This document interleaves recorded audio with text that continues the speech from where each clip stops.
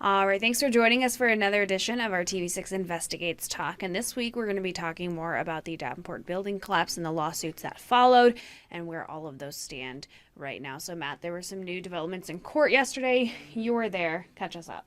Sure. Yesterday in court was the first kind of major development we've had in a while on these building collapse cases. Just a quick reminder, in the days and weeks following the collapse, there was a flurry of lawsuits that was filed against the city, the building owner, Andrew Wold, some contractors who were involved in some work around the time of the collapse.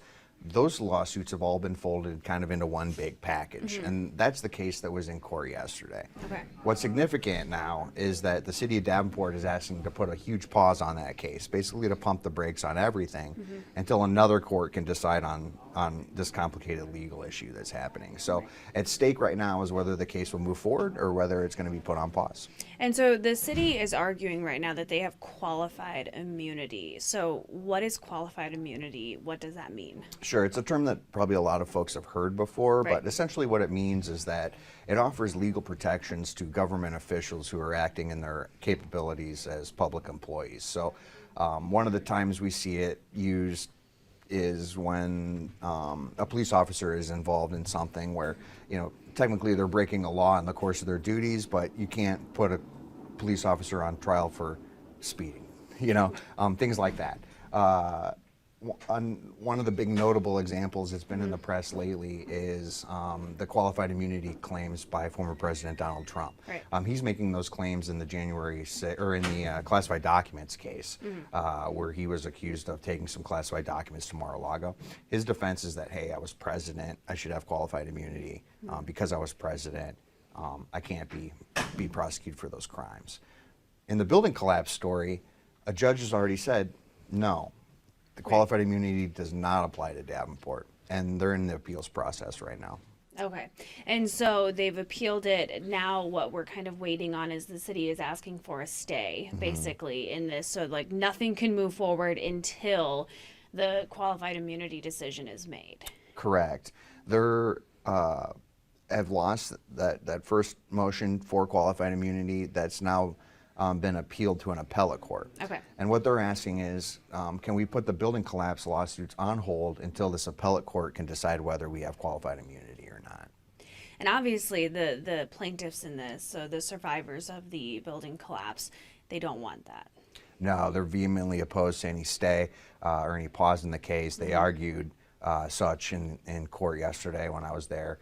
You know, they point out that their clients, a lot of them have no possessions. They've lost proof of identity, Right. everything they own.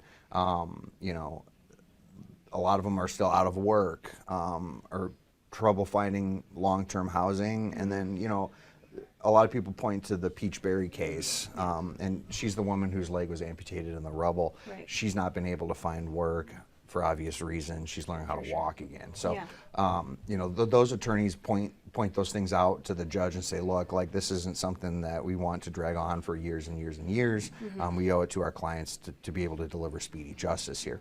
So what they were asking is for the building collapse case to kind of proceed simultaneously with the appellate court's decisions on qualified immunity. Okay. Complicated, but Right. essentially what you need to know is the case could be put on a major hold while this qualified immunity thing gets worked out. And if that happens, you're going to see this get dragged out for a very long time.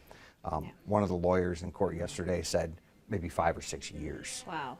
That is a long time. Very long time. And so the judge in this case, when we're talking about just specifically the stay, whether that will happen or not, said he'll try to make the decision soon. Sure, it's Judge Mark Lawson. He's the one who heard the arguments and will make the decision on whether the case can move forward.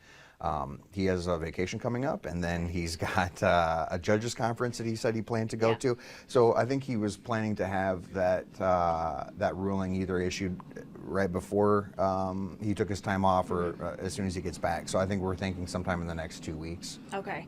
And then just as a reminder, this is separate from the potential criminal case that is ongoing as well. DCI has closed their case on it. So where are we at with that? Sure. I talked to the special agent in charge of the case a couple of months ago, and they were already wrapping up the case then. And we're getting ready to turn over their recommendations on whether to charge somebody.